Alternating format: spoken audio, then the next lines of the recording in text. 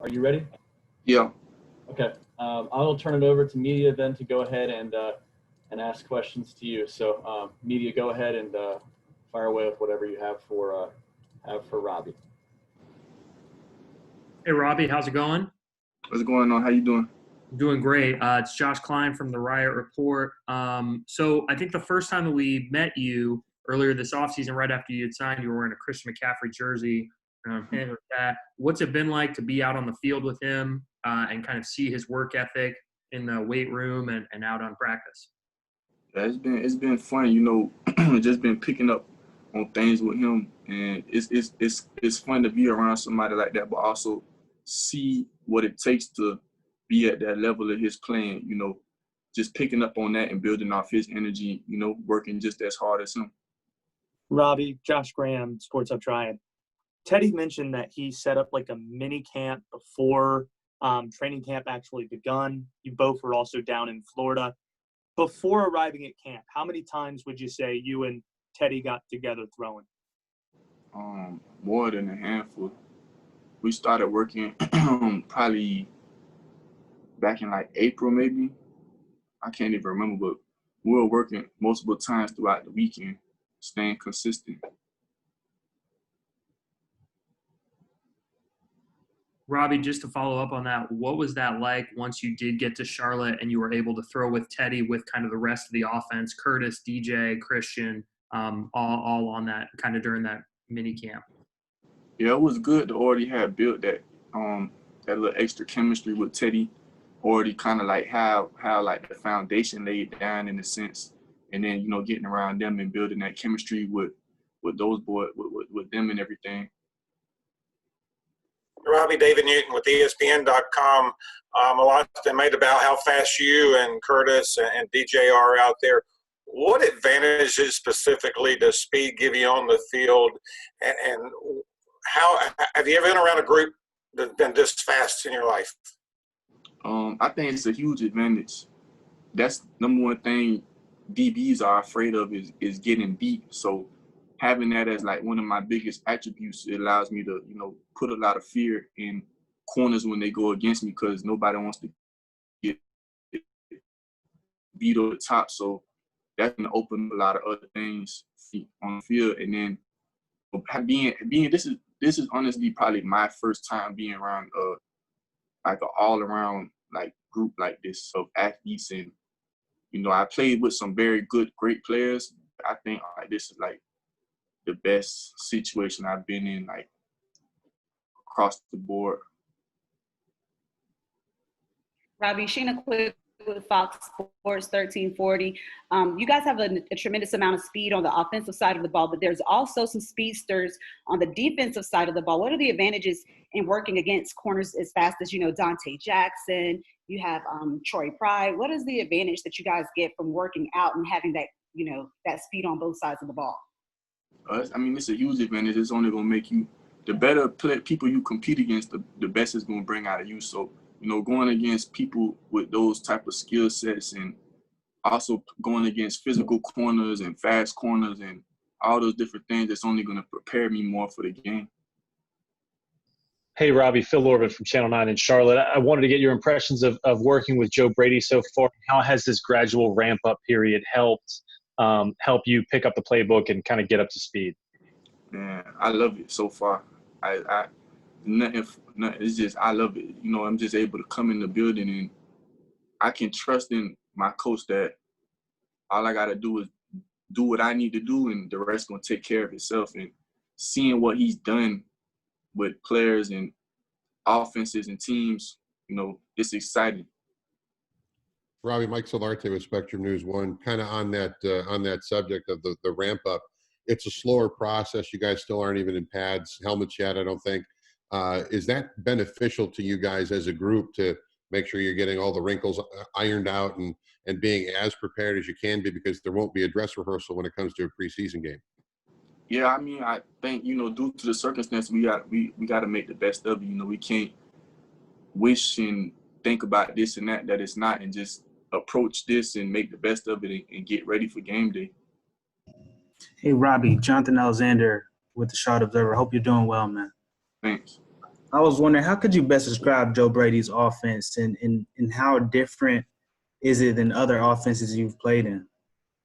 I mean, I would say the best way I can explain it is creative, it's smart, but it's gonna put everybody in their best element, and everybody's gonna get a fair chance to do what they can do on a consistent basis. We just have to do our part.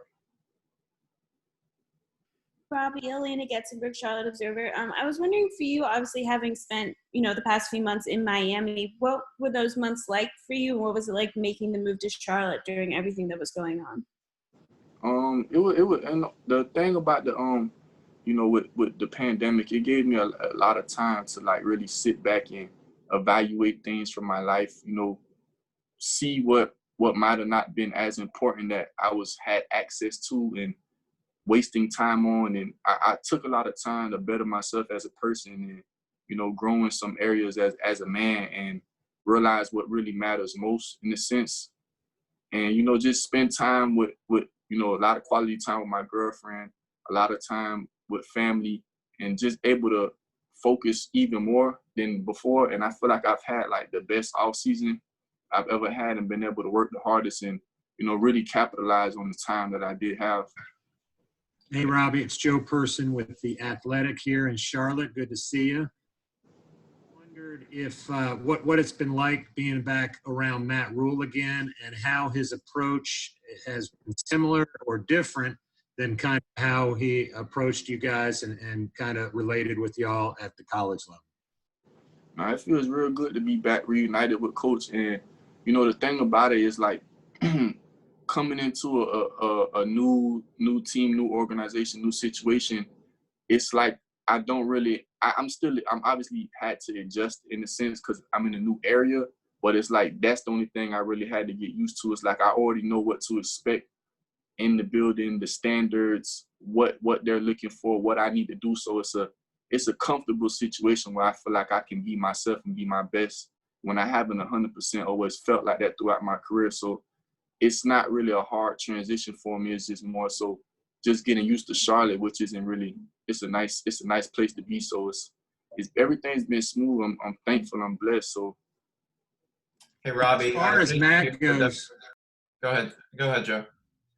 Yeah, I'm sorry. I was just going to get you to follow up, Robby. As far as Matt goes, Coach Rule, have you seen him, I know you guys have a young roster anyway, but do you think his approach will be any different dealing with professional athletes? Nah, I wouldn't say that because he treated us like professionals when we were in college.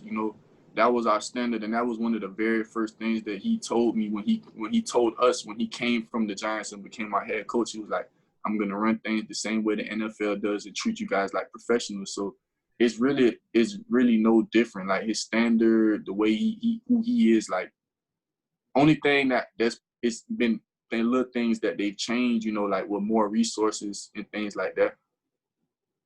Hey, Robby, Jason Huber, WFNZ. A lot of players that we've talked with have praised Teddy Bridgewater a lot just for his leadership coming in. You played with him for a short time, but seeing him now kind of have the keys to the offense, what have you been able to see with his leadership and coming into a new team like this and being the guy at quarterback? Yeah, he's a natural born leader, and certain people, they walk into a room and you can just see people kind of like just move to their beat in a sense. So he's a great football player, he's a great person. So it's easy to play with a quarterback like that, and it's open communication. He knows what he's talking about. He knows how to explain things for you to make it that much simpler. Hey, Robby, J.B. Ricks with Spectrum News 1. I wanted to ask you, what is it about the Carolina Panthers organization that you feel can help take your career to the next level, and what is that next level from your perspective? I feel like with me, I feel like I can be myself, and I don't have to worry. Like, I feel like being here, if my coaches tell me something, that's what it is. I just need to do my part, and I'm going to get a fair share opportunity. And I just feel like it's a green light for everything for me. It's only me can stop me, and I think they see that and going to give me the opportunity. And, I know they have my best interests at heart. The thing I love about the situation is if you look across the board, everybody is somewhat of an underdog. Everybody has something to prove. So it's good to be around that type of energy, you know, and that was like kind of like what it was at Temple. And we got to that point when we all kind of parted our ways. So I feel like that's what it is across the board here.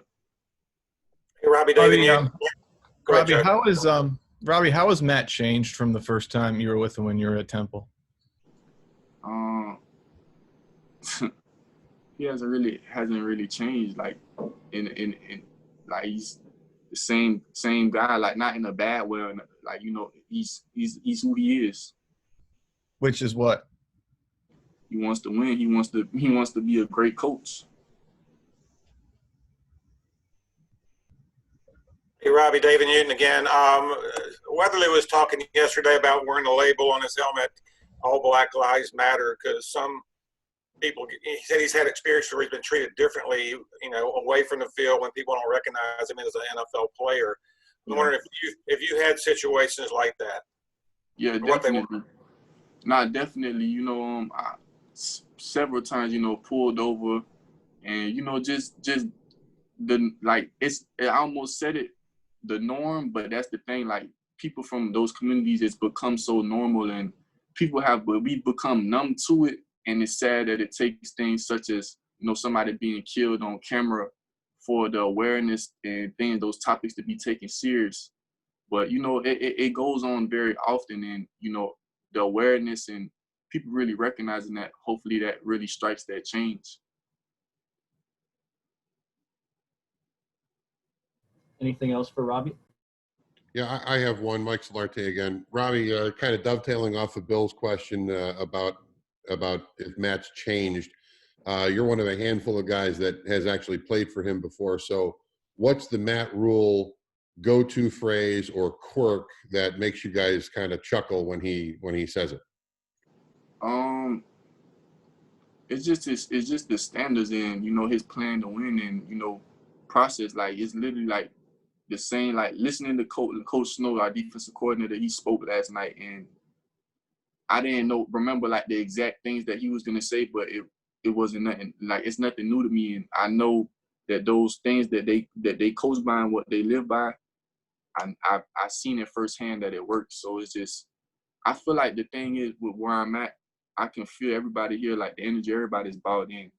You know, I've been places where some people are, some people aren't, some people are established, they don't, you know what I'm saying? I just feel like it's a collective, everybody's bought in and on like pretty much on the same page and trying to win. I don't feel like you know, sometimes you get a new coach, transition, it's let's focus on the future, it's for the future. I don't feel like that's I don't think anybody's trying to wait. Robby, to follow up on that, what we haven't seen a practice with you guys. What's a Matt Rule practice look like? Fast, no wasted time, not too much standing around, no lollygagging. Like there's always work being done, even if you not involved, you either like, you know, mentally involved or doing something to get better, like not wasting no time. It's not a hangout spot. Robby, veteran guy, what do you think about no preseason games? I think for veterans, it's not too much of a big deal. But for somebody like me who came in undrafted, it's hard because that's most likely how I made the team and jump-started my career. So, you know, there's pros and cons to it. You know, if you look at it in college, you don't play preseason games, you just practice and get ready. But in this profession, in the NFL, as a younger guy, you need that to, you know, get revved up and see if you belong and if you do beat somebody out and things like that. But, you know, it is what it is. Have you talked to any of your undrafted guys, like the rookies this year, about kind of them making their mark wherever they can in practice and so forth? I haven't really so much gotten into detail with that. I'm more so just been trying to show them how it's done. And I could see Omar, you know, following that lead and working. We got time. Hey, Robby. Hey, Robby, I got one more question for you. JB Riggs here again with Spectrum News 1. Curious, did you see Hard Knocks last night? Did you happen to see the newest episode of Hard Knocks? No, what happened? Okay, well, they gave a really extensive look of the protocol and the process that you guys have to go through with COVID-19 and all of the testing, and it just looked like it was very, very intense. And I was hoping you could expand on that as far as what the process and the protocol is for you guys on a daily basis, and how much you think that will intensify once we get into the regular season. I mean, it's a very important thing, you know, what's going on. Obviously, this is crucial, you know, this is protection, you know what I'm saying, for not just you, for everybody in this building, your family, things like that. But, you know, every day before we even get in the building, we get our temperature took, you know, ask the questions, symptoms, been around symptoms, you know, the tests, go in the building. We have these little, like, you know, these monitor things while we're in the building and like practice. And here we have to like maintain 6 feet and keep that as long as possible. And, you know, obviously the mask is like the biggest thing to protect you. And, you know, I've been trying to like make sure, like, you know, like my girlfriend, my family, that they staying on top of those things and being careful where they go, who they're around, so nothing comes back to me. Because it, for instance, like if one of the receivers, anything, God forbid, happens, it affects everybody, even if, you know what I'm saying? So it's an important thing that you have to be very, you know, in tune to. And just, you know, strengthening your immune system, you know, taking vitamins, washing your hands, orange juice, like, you know, building that self-care routine and, you know, taking your health serious. Because, you know, nobody thought that something like this a year ago, the things we took for granted, like going to a restaurant or, you know, just being able to walk around and just go to the park and smell fresh air, like be taken from us. So it's a very important thing, but it's a life-changing thing as well. And do you think the protocols and the testing process will intensify on any levels or whatever once you guys get into the regular season? I mean, I can't really say. I think, you know, if things haven't really seemed too out of control, and if everybody stays, you know, obviously responsible, and how the protocol how it is, I don't really see it having to intensify, because I think things have been pretty good throughout the league so far. Thank you. We got to wrap up, guys. Thank you so much, Robby. I appreciate it very much. And we'll put you guys in the waiting room and bring you back when we're ready for the next one. Thank you, Robby. Thanks, Robby. Thanks, Robby. All right. Thanks, Robby.